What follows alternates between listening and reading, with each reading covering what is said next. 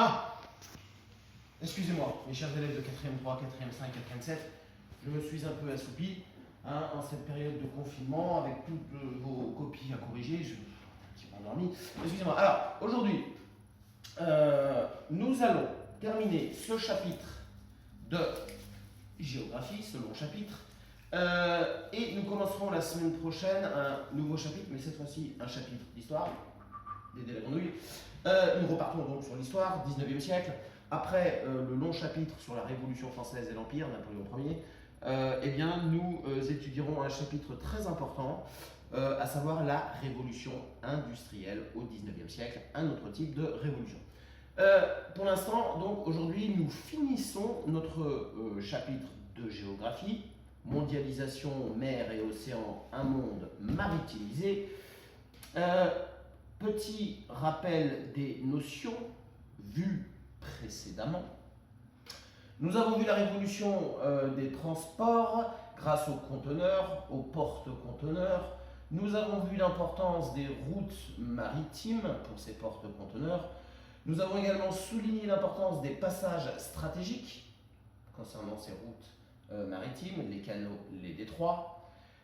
Il nous reste une dernière petite partie à traiter, les ports mondiaux, autrement dit les plus grands ports du monde, qui accueillent justement ces immenses navires, ces immenses porte-conteneurs, mais également les immenses pétroliers, minéraliers, gaziers, etc. Et nous aborderons très rapidement la notion de façade maritime. Une façade maritime est en géographie un espace qui comprend beaucoup de ports mondiaux. Alors, nous allons revenir sur une carte que nous connaissons, que je vous ai envoyée. Donc, nous avions étudié cette carte dans un premier temps par rapport aux routes maritimes principales, secondaires, les passages stratégiques, etc. Aujourd'hui, nous allons nous intéresser à ces ports mondiaux ou d'importance mondiale, autrement dit les plus grands ports du monde, capables d'accueillir ces immenses navires. Comme je vous l'ai dit, une façade maritime désigne un espace qui comprend beaucoup de ports mondiaux. Donc nous avons une façade maritime bien évidemment en Asie, d'où partent les marchandises, une façade maritime en Europe, où arrivent les marchandises, et deux façades maritimes aux États-Unis, la côte est des États-Unis et la côte ouest des États-Unis. Donc ce que vous avez en vert là, ce sont les façades maritimes, les lieux où on trouve le plus de ports d'importance mondiale.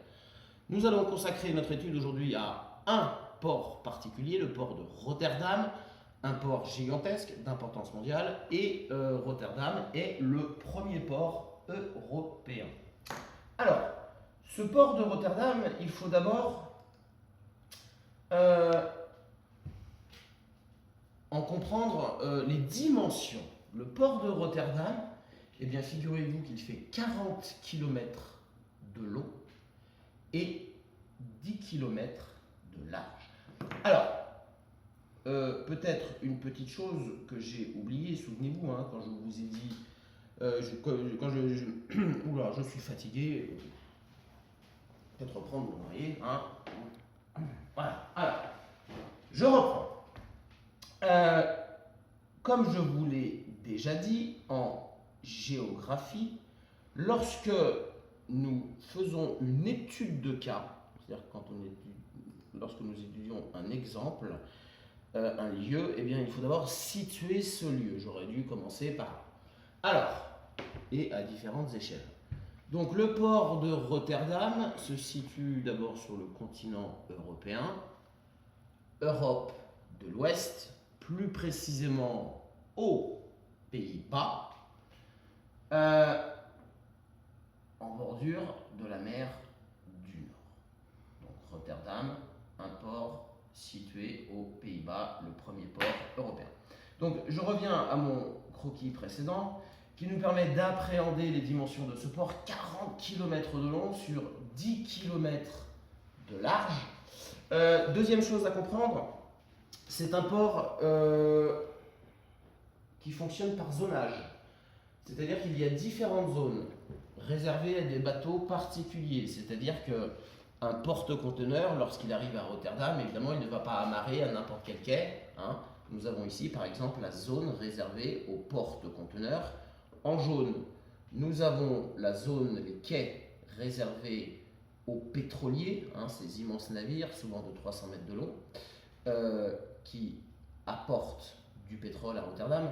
Et dans cette zone, nous avons aussi des raffineries, c'est-à-dire que dès que le pétrole est déchargé des pétroliers, eh bien, ce pétrole est directement transformé dans des raffineries en essence. Et en fait, c'est donc l'essence qui va partir du port de Rotterdam et non pas le pétrole brut. Du coup, nous appelons ce port une zone industrialo-portuaire. C'est-à-dire que c'est un port, mais en même temps qui possède des industries capables de transporter immédiatement sur place les marchandises apportées. Donc un port aux dimensions gigantesques, un port avec un zonage. Quelques petites notions concernant le vocabulaire des ports. Alors, ce n'est pas ça. Voilà. Alors, d'abord, on dit qu'en géographie, un port, c'est une porte d'entrée de sortie des marchandises. Une porte d'entrée des marchandises, puisque c'est par le port qu'arrivent les marchandises, ou une porte de sortie des marchandises, puisque c'est par le port que les marchandises sortent, partent par voie maritime. Nous avons ici le port.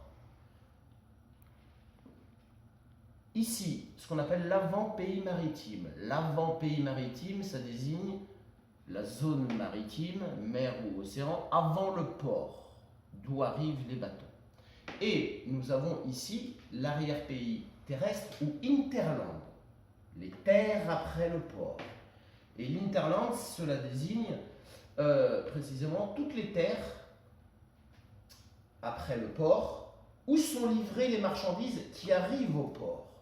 Parce qu'évidemment, les marchandises qui arrivent au port n'ont pas vocation à rester au port. Cela n'aurait aucune utilité.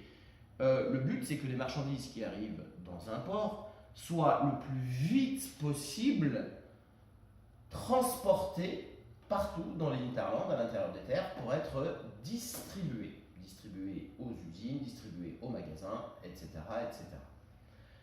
Donc le port, l'avant-pays maritime et l'interland, la zone de distribution de toutes les marchandises qui arrivent au port. On dit aussi qu'un port est une interface, c'est-à-dire une zone de contact entre deux mondes différents, le monde maritime, le monde terrestre.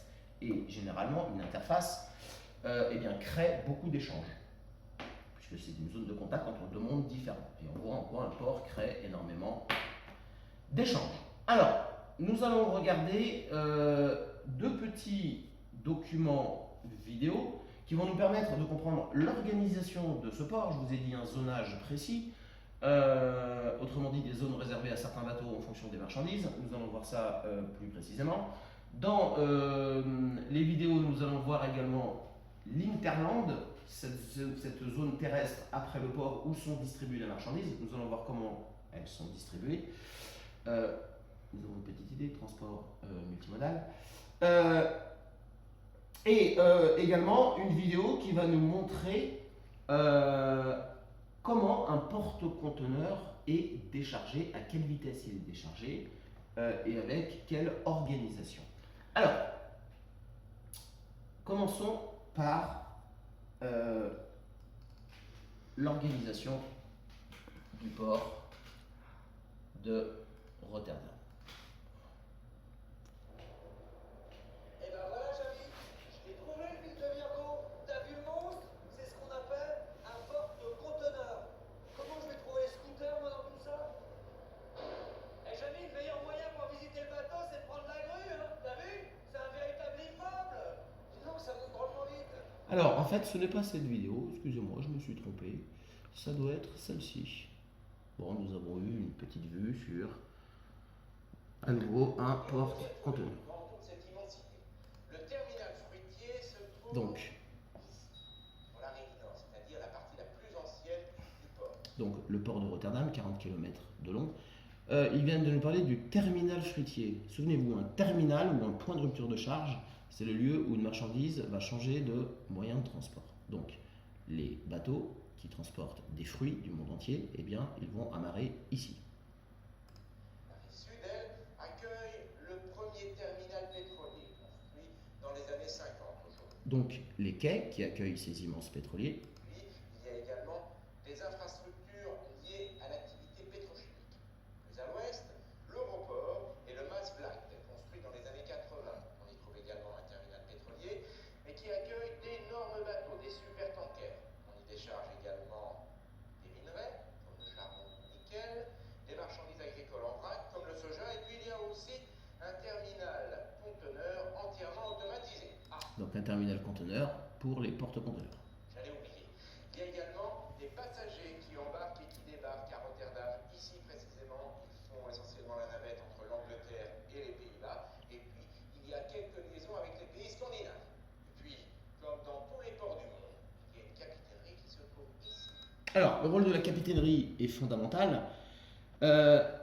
C'est la capitainerie qui va gérer l'arrivée et les départs de ces immenses navires, un peu comme une tour de contrôle dans un aéroport. En plein centre-ville. Alors, nous allons avancer un petit Ça peu. y est, Jamy? Le chargement d'une palette ne prend pas. Stocker quelques jours dans des chambres réfrigérées en attendant d'être expédié. Bon bah voilà, t'as déchargé nos 4000 caissons bonnes, mais je t'arrête. Puis alors, et autre chose, il y a quand même pas que des tomates qui arrivent à Rotterdam. Bien sûr que non, on trouve de tout dans le port de Rotterdam. Elle aurait pu nous ramener du nickel, du Canada, ou tiens, des ordinateurs des États-Unis, ou des légumes d'Amérique du Sud. Quoique là, on a peut-être ce qu'il nous faut. Et puis, il y a aussi des bateaux qui arrivent de Corée, chargés de voitures, d'autres qui viennent du Golfe Persique, plein de pétrole. Et puis, en Europe, il y a plein de bateaux qui vont d'un pays à l'autre. Des pétroliers qui viennent de Norvège, des porte-conteneurs qui arrivent d'Angleterre avec des Donc on comprend pourquoi c'est un port d'importance mondiale, hein, d'immenses navires arrivant de tous les continents, transportant tout type de marchandises. Et on voit bien là que le transport maritime, hein, enfin on comprend pourquoi le transport de marchandises plutôt est fait à 80% par voie maritime. Il y a même des bateaux qui viennent d'Italie ou de France et qui peuvent transporter du vin, par exemple.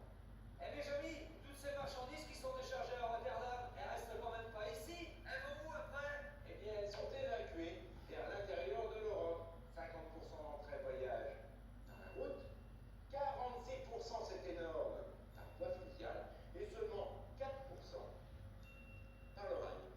Et voilà. Et là, nous avons un petit peu la répartition par mode de transport de notre transport multimodal. Souvenez-vous, le transport multimodal, c'est le fait de pouvoir transporter des marchandises avec tout type de moyens de transport, surtout pour les containers. Donc là, le transport multimodal se fait à 50% par camion, 4% par train et 46% par péniche, hein, en remontant les fleuves. Et donc l'Interland, voilà, c'est l'intérieur des terres, toute cette zone où vont être transportés les produits qui arrivent à Rotterdam.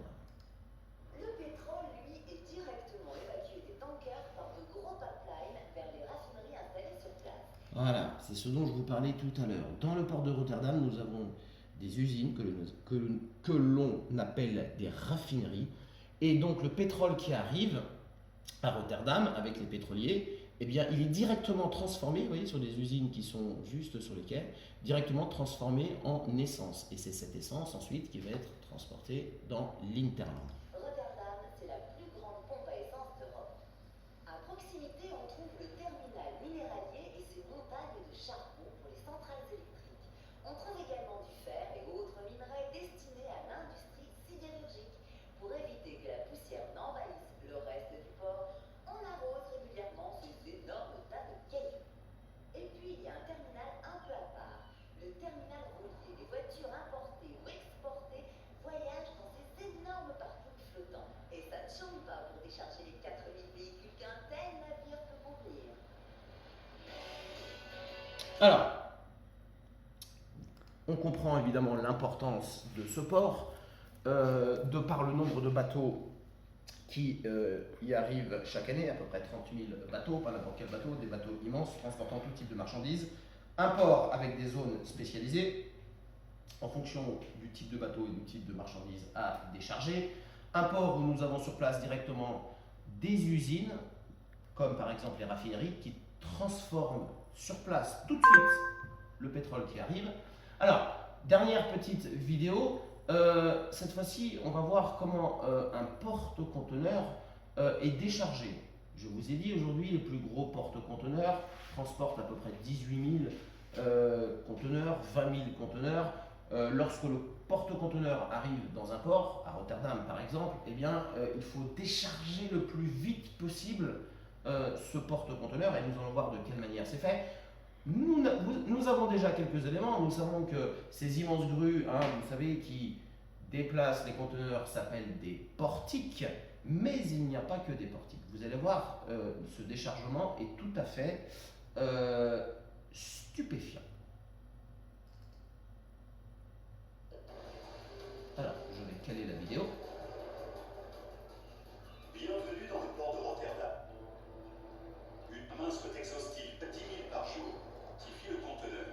Baptisé, il a 7 étages, le parc et la cargaison d'un, où franchira-t-il de justesse ses eaux peu profondes.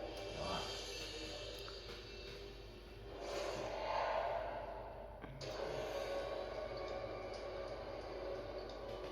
Le Savannah Express, lui, a accosté sans anicroche. Le Savannah Express, le nom de ce porte-conteneur. Et le port doit Vous désormais... voyez ces immenses portiques, ces immenses grues qui vont prendre les conteneurs pour les décharger. Le conteneur les plus massifs du monde en moins de 24 heures. Grâce à des robots géants.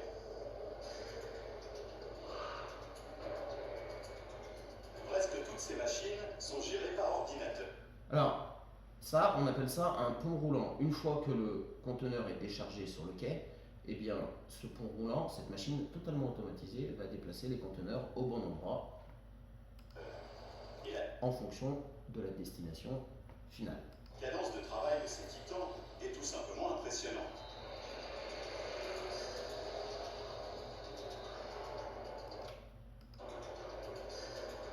Alors, on comprend aussi pourquoi le port de Rotterdam fait 10 km de large, parce que évidemment, il faut des quais très très larges pour entreposer ces conteneurs avant qu'ils ne soient assez vite transportés dans l'Hinterland.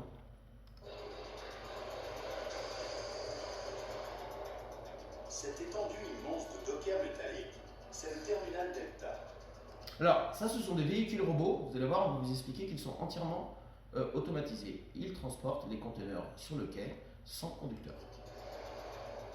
Si le Savannah Express veut arriver à l'heure dans le prochain port où il doit s'arrêter, les machines doivent disposer de son imposante cargaison en un temps record. Vous voyez la quantité de conteneurs à décharger, hein, sans compter que évidemment les cales sont remplies également de conteneurs. Il faut faire le plus vite possible. 4 convois de 40 étages planent comme des vautours. Puis ils s'attaquent aux piles de conteneurs du Savannah Express. En hauteur, un système de câbles déplace les routiers à toute vitesse au-dessus de leur terrain de chasse. Même à 10 étages de haut, l'œil humain reste le meilleur juge pour aller chercher avec soin les conteneurs aux 4 coins du bateau. Donc là, on voit le portique, hein, qui va prendre le conteneur. Une fois le travail achevé, les machines prennent le relais. Chaque portique peut soulever jusqu'à 40 tonnes. En dessous, Voilà. un engin attend les conteneurs. Le portique va déposer sur ce véhicule, le conteneur sur ce véhicule robot automatisé qui va l'amener au bon endroit parce que évidemment les conteneurs déchargés ne vont pas être stockés tous au même endroit. On va les stocker à des endroits différents en fonction de la destination qui est prévue pour eux. Baptisé véhicule à guidage automatisé, il a son propre cerveau.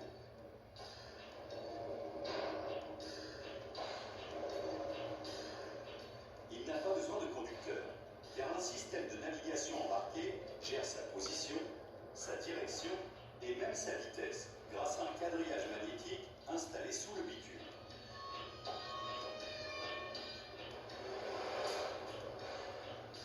Une fois la charge sur le véhicule, des yeux infrarouges identifient le conteneur. Donc là, par exemple, ce véhicule robot va amener ce conteneur à l'endroit où le conteneur sera mis sur un train. Un autre véhicule robot amènera un autre conteneur ailleurs. là où le conteneur sera mis sur un camion. Véhicule transporte aussitôt. Ça veut dire que ce n'est pas le tout de décharger, il y a ensuite la logistique d'après-déchargement. Un lieu de stockage prédéterminé où un autre robot géant prend la relève. Voilà, là on est sur le quai et nous avons donc ces ponts roulants automatisés Le pont roulant qui géant, déplacent également les conteneurs. culminant à 5 étages, cette machine gigantesque est capable de saisir, transporter et installer une charge aussi lourde que 5 autobus.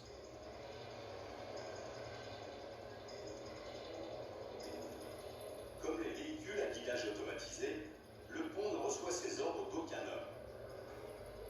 Chaque déplacement sur son parcours magnétique a été préprogrammé. Comme celui des 37 autres ponts roulants et des 370 véhicules robots qui composent la flotte du terminal Delta. Bien, donc vous avez compris ce qu'était un port d'importance mondiale à travers l'exemple du port de Rotterdam, premier port d'Europe.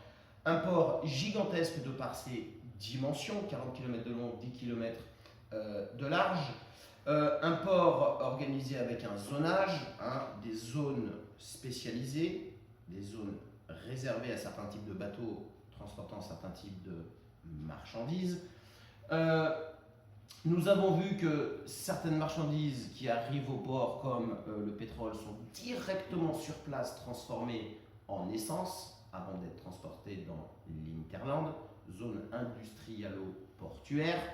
Nous avons vu également toute la logistique, toute l'organisation nécessaire pour décharger ces immenses porte-conteneurs transportant 20 000 conteneurs, parce que, je le répète, le but, c'est de décharger le plus vite possible les marchandises, et ces marchandises, ensuite, il faut les transporter le plus vite possible à l'intérieur des terres, là où elles seront livrées, ce que l'on appelle l'Hinterland. Et bien tout ça nécessite une logistique, une organisation très importante.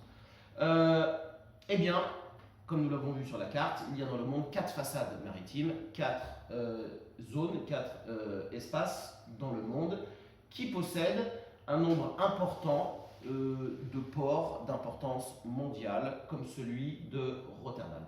Nous avons, mes chers élèves de 4e 3, 4e 5 et 4e 7, terminé ce chapitre de géographie. La semaine prochaine, donc, nous repartons sur l'histoire, la révolution industrielle, une révolution d'un autre genre, non pas une révolution politique et sociale, mais une révolution économique, mais qui aura aussi des répercussions sociales. Bien, je vous souhaite une bonne soirée, prenez soin de vous, prenez soin de vos proches. Un petit bonjour ou un petit au revoir plutôt à Dédé la grenouille. Quant à moi, je vais continuer ma sieste.